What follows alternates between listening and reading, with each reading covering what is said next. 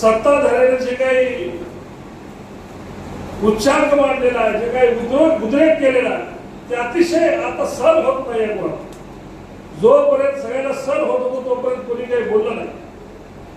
लबाडीवर लबाडी सांगू कोपराला गुळ लावलो. आता हे 10 वर्ष लोटले गेले, पण आता कोणाला सहन होत नाही. म्हणून ही सगळी आपण जी आघाडीची मंडळी जमलेली आहे. आता अभिनभाईने सांगितलं, पटेल साहेबांनी सांगितलं की आपण याच्यात बसलेले माणसं बऱ्याच निवडणुकीमध्ये एकमेकांच्या विरोधात उभं टाकलं. मग आपण हे सगळं एका जागी का आलो? तर याचं कारण आहे की आता सहनच होत नाही.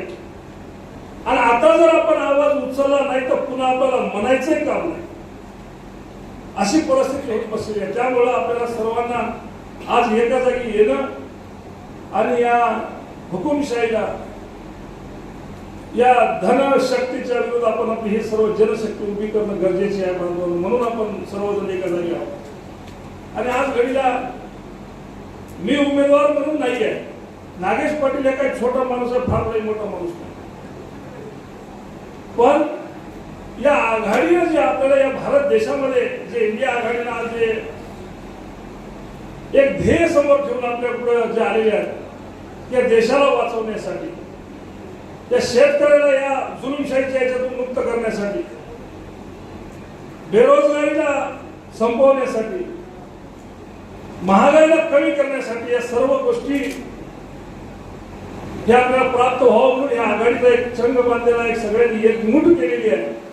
आणि त्याच्यासाठी म्हणून आपण या आघाडीच्या सोबत आपण सर्वजण आज मोठ्या उत्साहानं इथं आपण आलात.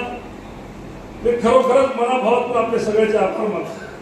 ते आपण सगळ्यांनी एवढा विचार मनात ठेवून आज सर्वजण एकमेकांचे ऋषी भोगे असतील, एकमेकांचे रागलोभ असतील, ते सगळे विसरून आज इंडिया आघाडीच्या पाठीमागं उभं टाकण्याचा जो संकल्प आपण सर्वांनी केला. विशेषतः मोमेडियन समाजाचे बरेच नेते इथं मंडळी उपस्थित आहेत आणि यांनी एका मनाने, एका सगळ्यांनी चंगबाजून असं ठरवलेलं आहे की आता जनशक्ती दाखवून द्यायची आहे.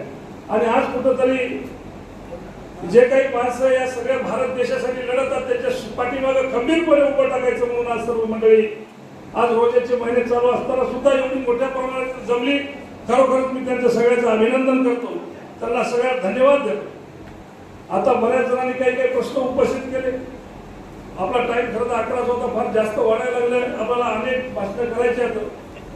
1-2 जणांनी प्रश्न उपस्थित केला होता, माझ्याकडून मी ते क्लिअर करू इच्छितो. आपल्या इकडला इतिहास आहे तसा. मागोमाग असं झालं की खासदार होऊन गेले की ते कोणीकडे पळूनच चाललं. त्यामुळे माझ्याकडे सगळे जण शंकेचं बोट करणं काही वावगं नाही. वाटू शकते माणसाला, असू शकते काही गोष्टी, काय फार सगळे येतात मागायचं फाता तूच काय बाबा नवीन हात का म्हणून म्हणतील, जुमत नाही. पण बांधवांनो, मी ज्या वारसाच्या खाली येतो ते बापूराव पाटील आष्टीकर माझे वडील हे खरे आपले शरद पवार साहेबांचे खरे समर्थक होते. पण नंतर जेव्हा राष्ट्रवादी काँग्रेस काढल्याच्या नंतर, म्हणजे पहिल्यापासून त्यांच्याच पक्षात होते. राष्ट्रवादी काँग्रेस काढल्याच्या नंतर त्यांनी राजकारण बंद केलं, घरी बसले, पण पक्ष नाही बदलला नंतर पुन्हा कधी.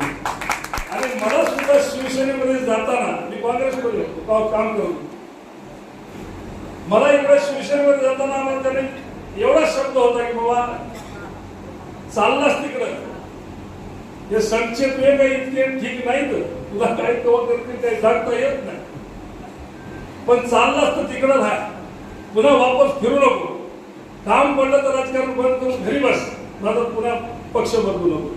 त्यामुळे माझा पक्ष बदलायचा काही विषय राहिला नाही. आणि माझ्यावरच्या पारिवारिक जबाबदाऱ्या सगळ्या संपलेल्या. मला एकच मुलगा एकच मुलगी, त्या दोघांचे लग्न झाले. माझ्यावरचा पारिवारिक भार सगळा कमी झाला. आता मी हम तुम्ही हम चालू देतो. आणि फार काही अपेक्षा नाही माझ्यावर. बापदाद्याचं खूप पुण्याही आहे.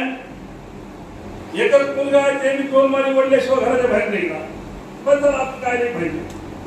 माझा बऱ्याच जणांना माहित असेल की मी माझ्या आमदारकीच्या काळात सुद्धा कधी टक्केवारी फेकवारीच्या मागे लागलो नाही आणि भविष्यातही कधी लागणार नाही. कारण तितकं काय पूर्ण मोठं नाहीच आहे.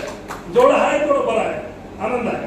जेवढा आहे तेवढा आपला आथरण भाऊनच 5% असतो. खरं तर हे आथरण नवं खरं सांगायचं तर, पण तुम्ही सगळ्यांमुळं नेमकं आपलं हिंमत बांधलेली आहे. साहेबांना सांगितलं नाही तर बाबा यांच्याजवळ आता काय कोट्यावधी रुपये झाले तर येणीच फेकून देण्यासारखे पैसे फेकून द्यायला तर उकळायचं तर भोग्यच म्हणाले तर आता महाजोग खोके आले. आता यायचं असं झालं दादा की याला पक्ष म्हणून पाठवणार आहे आणि आपण काय काय एकूण भरती करणार होते. पण तरी तुमच्या सगळ्याचे आशीर्वाद हातात एवढ्या मोठ्या प्रमाणामध्ये आज आपण इथं जमलो. आज या जिल्ह्यातल्या सगळ्या सरकारमधून प्रत्येक आपण इथं बसलेले काय आपण काय आम जनता नाही, सगळे प्रमुख पदाधिकारी आहोत आणि तुमच्या सगळ्याच्या भरोशावर आज या इंडिया आघाडीमध्ये आपण हे निवडणूक लढवतो. त्यामुळे आपल्या सगळ्याचा पाठिंबा माझ्या पाठीमागे आहे हे गृहीत धरतो, दुमत नाही. पण मानवून आपला या क्षणी वचन देतो मी कधी पक्षाला सोडणारच नाही, दुमतच नाही. पण जे काय आपल्या मनामध्ये जे काय आज आपण 3-4 पक्ष जेवढे आपले इंडिया आघाडीचे सर्वजण एका जागी बसलेलो आहोत, मी ग्वाही देतो तुम्हाला सगळ्यांना विश्वासात घेऊन काम करते. कारण एवढा मोठा आपला मतदारसंघ आहे, त्याच्यामध्ये मी एकटा पुरणारच नाही आहे, नक्कीच नाही आहे. पण आपापल्या पक्षाचे जे काही प्रमुख मंडळी आहे त्यांच्यासोबत बसून सल्ला मसरत करूनच मी त्यांच्याशी एकनिष्ठ राहील एवढी आपल्याला मी वचन देतो. आणि मानवाला आपल्याला सगळ्यांना विनंती करतो की आपण 3 तारखेला आपल्याला फॉर्म भरायचा आहे. 3 तारखेला आपण सर्वांनी आपल्या सर्व कार्यकर्त्याच्या सोबत सकाळचा टाइम ठेवलेला आहे. कारण दुपार फार ऊन तपायला लागेल, 3 वाजेपासूनचा टाइम आहे आपल्याला.